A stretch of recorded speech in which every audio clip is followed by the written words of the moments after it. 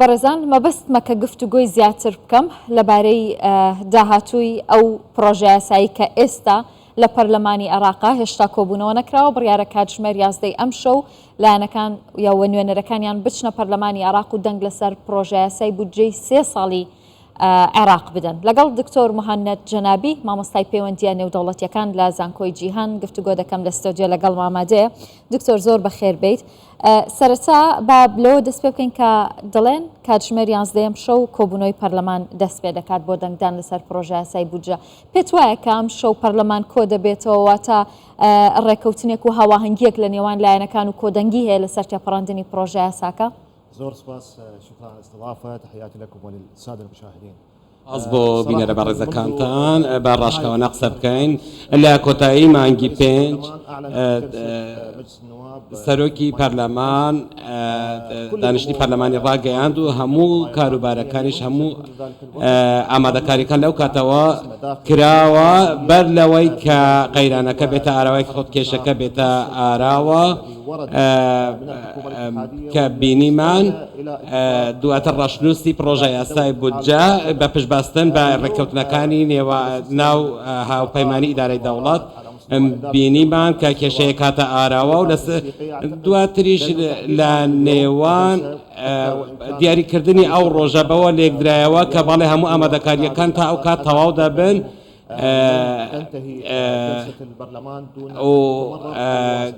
جەختیان لەوە کردەوە کە نابێت دانیشتنی پەرلەمان کۆتایی پێبێت تا ئەو کاتەی ئەو پرۆژە یاسایە تێدەپەڕێنرێ، بەڵام هەندێک لایەنی سیاسی ناکۆکی کەوتە نێوانیان. هەندێک لایەن من لەو باوەڕدام ئەگەر ئەو ڕێککەوتنە لە نێوان لایەنەکاندا ڕێککەوتنێک دێتە ئاراوە، بەڵام بە کێشەکان لەسەر پشکی هەرێمی کوردستان و شایستەداریەکانی هەرێمی کوردستان هاتنە ئاراوە و پێویستە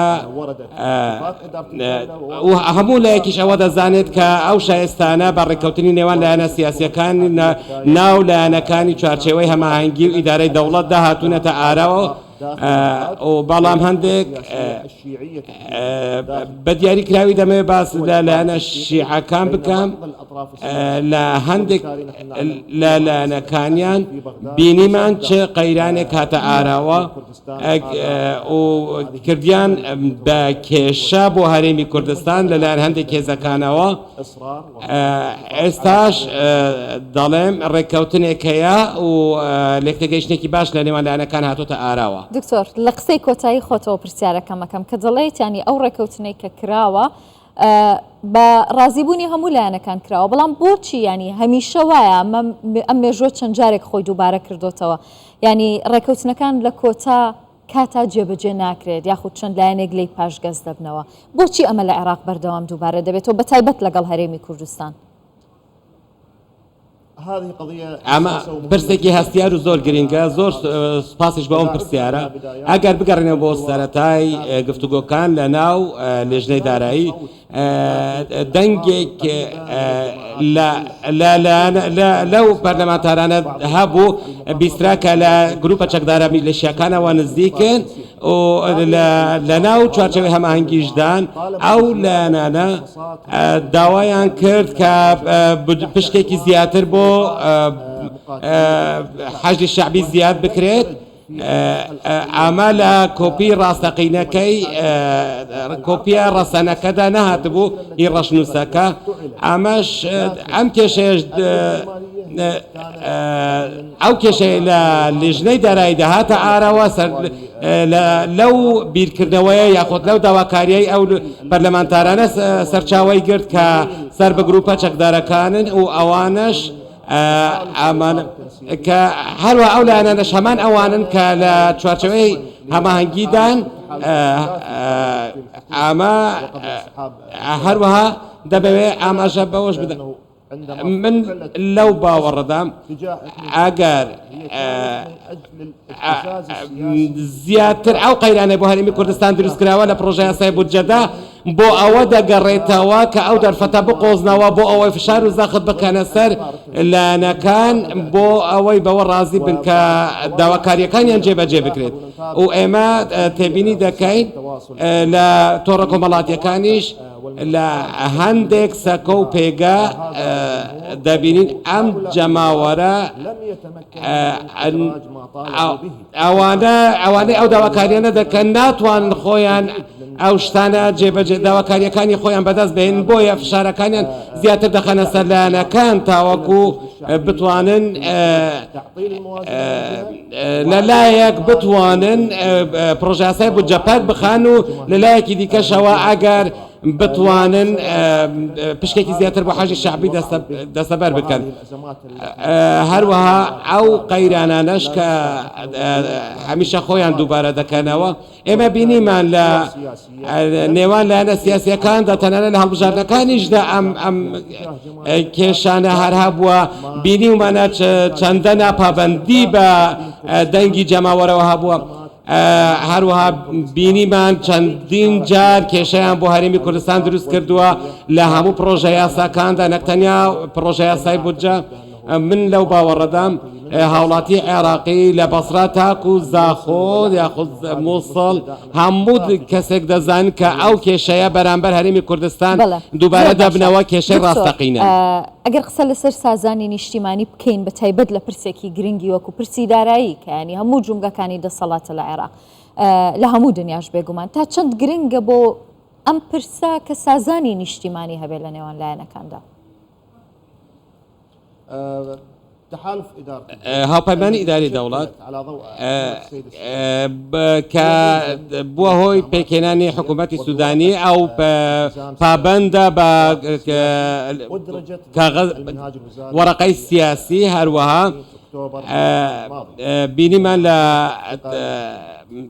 لە مانگی ئۆکتۆبەری ساڵی ڕابردوو لەسەر بنەمای ئەو ڕێکەوتنە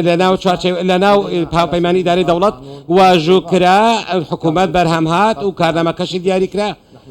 ئێستا ئێمە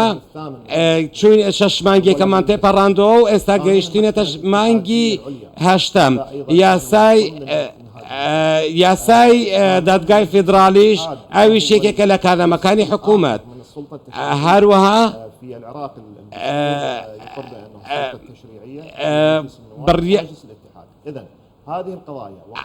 ئەم هەموو پرسانە کە پەیوەندیان بە هەناردەی نەوتەوە هەیە ئەگەر هەموو لایەنەکانی ناوچ هاوپەیمانی ئیدارەی دەوڵەت پێیەوە پابەند بانە و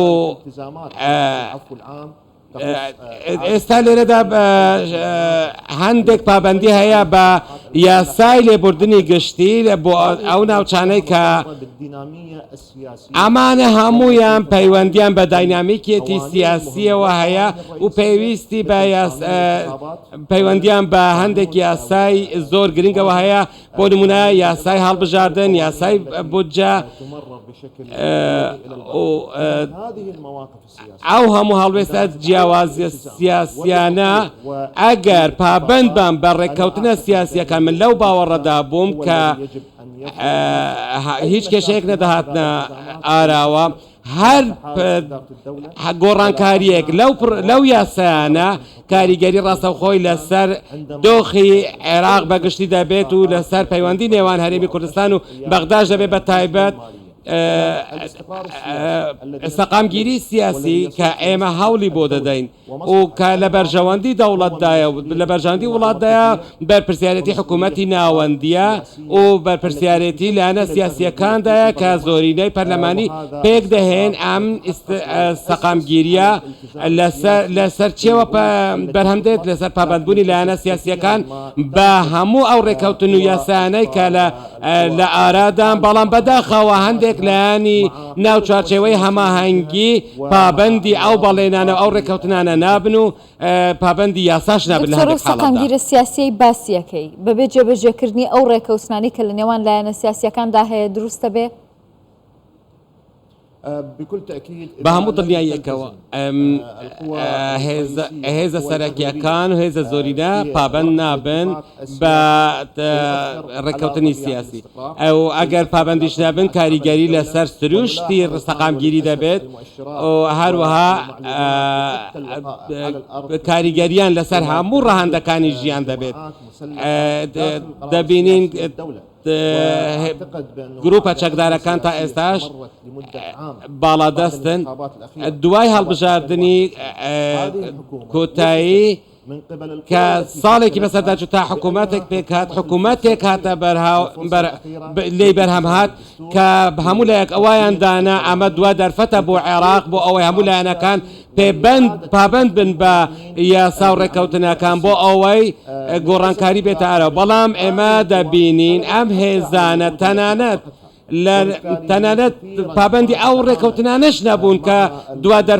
لە دوا دەرفەت داهاتە ئارەوە دەبینین ئیدارەی دەوڵەت و هێزە سیاسیەکان هەندێک لایەن لە ناویانداهان بە تاکلایەنانە دەیانەوێت بڕیار بدەن و لەسەر ئەو لایەنانە پێویستە پابند بن بۆیە من لەو باوەڕدام ئەوانەی کە بەرپرسن لە ناسەقامگیری سیاسی ئەو لایەنانە کە لە ناو چوارچێوەی هەماهەنگیدان بە گوێرەی لێدوانەکانیشیان دیارە کە ئەوان هەژمونیان بەسەردایانەوەی هەژمونی خۆیان بەسەر وڵاتدا بسەپێنن و ئەوان پێویستە بۆیە من لەو باوەڕەدام تا ئێستاش ماوەی 20 ساڵە تا ئێستا سەقامگیری سیاسی لە عێراقدا نەهاتۆتە ئاراوە ئەوانەی کە کاریگەریشن لەسەر بڕیاری سیاسی لە عێراق ئەو لایەنانن هەروەها ئەوەشمان بینی پشتڕاستمان کردەوە لە ئەنجامەکانی هەڵبژاردن کە چەندە پاشگەز بوونەوە دەنگەکانیان کەم بۆەوە بنکەی جەماوەریان لەدەستدا لەبەرچی لەبەر ئەو جۆرە هەڵوێستانە ئەو جۆرە تەعاملایی کە ئەوان دەیکەن من لەو باوەڕەدام کە تا ئێستا کە ناتوانرێت سەقامگیری سیاسی لە سەردەستی ئەم لایەنانە بێتە ئاراوە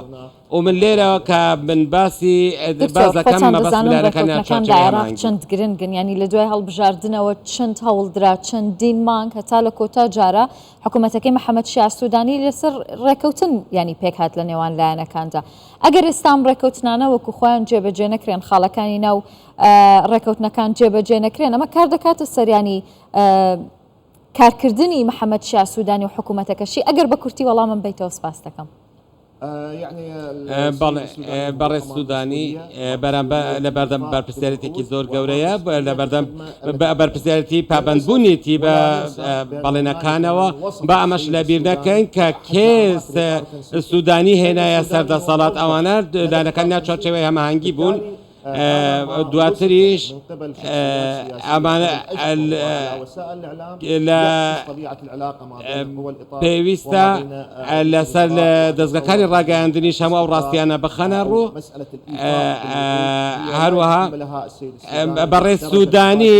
بەرپرس نییە لە جێبەجێنەکردنی بەڵێنەکان چونکە هێزەکان ناو چوارچێوەی هەماهەنگی ئەو بەڵێنانەیاندا و بەڕێز سوودانیش لەسەر لەلایەن ئەوانەوە هاتوتە دەسەڵات دەوڵەتیەکان لە زانکۆی جیهان سپاس بۆ شرۆفە ڕوونکردنەوەکانت دەستخۆش.